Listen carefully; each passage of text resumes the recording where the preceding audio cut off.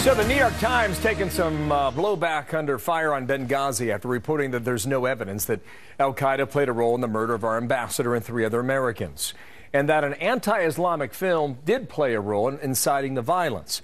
Key Republican lawmakers blasting that report, calling it inaccurate, and saying the attack on the U.S. consulate was clearly planned and led by al-Qaeda.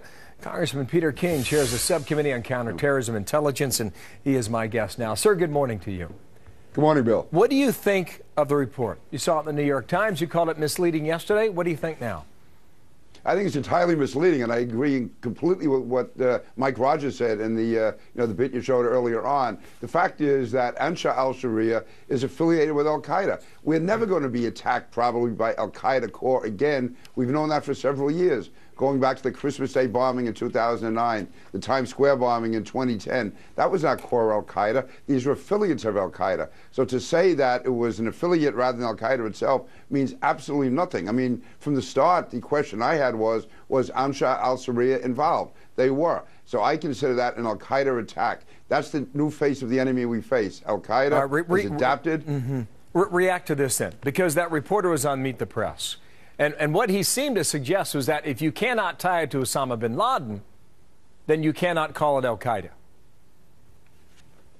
Oh, he's entirely wrong. The fact is, this is the new face of al-Qaeda, and we have to face up to that, and that's what a number of us have been saying for several years now, that core al-Qaeda has been very much weakened. As a result of that, al-Qaeda is now splintered, it's metastasized, it's morphed, and in many ways it's more of a threat now than it was on September 11, 2001. And if our State Department people didn't realize that in Benghazi, then that's even more of an indictment than what we knew before. If they're trying to say that they were not ready for an attack from Ansar al-Sharia because they didn't know it was affiliated with al-Qaeda, then they really fell down in the drum more than we even thought they did. And Ansar al-Sharia has a training camp right near that compound in Benghazi. The reporter is David Kirkpatrick, and what he said is, quote, "If by al-Qaeda you mean the organization founded by Osama bin Laden."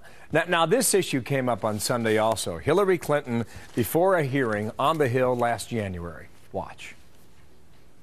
The fact is, we had 4 dead Americans. Was it because of a protest, or was it because of guys out for a walk one night who decided they'd go kill some Americans?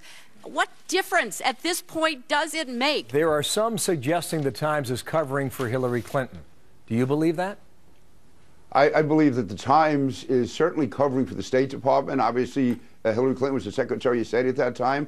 I think they're also trying to defuse what they believe is a Republican issue in the next presidential campaign. And I'm not talking about a partisan issue. I'm talking about a legitimate policy issue. And if they're going to claim that these affiliates of al-Qaeda are not al-Qaeda, and therefore we don't have to be as concerned about them as we do about al-Qaeda, and do not have to maintain our anti-terror efforts to the same extent against these affiliates that we do against al-Qaeda, then that is a very, very real policy issue that has to be discussed, because we saw 4 Americans were killed because of this group, and if somehow that's not considered al-Qaeda and we're going to let our guard down, then that's going to put our country at risk. Well, it appears that this is far from settled.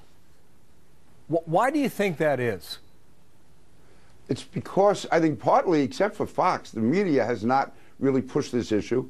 Obviously, the Democrats have gone into a defensive mode, even though I give Adam Schiff on the Intelligence Committee credit yesterday for saying that al-Qaeda was involved, that it's complicated, but al-Qaeda was involved. Also, I think that, unfortunately, not enough Republicans are raising this issue.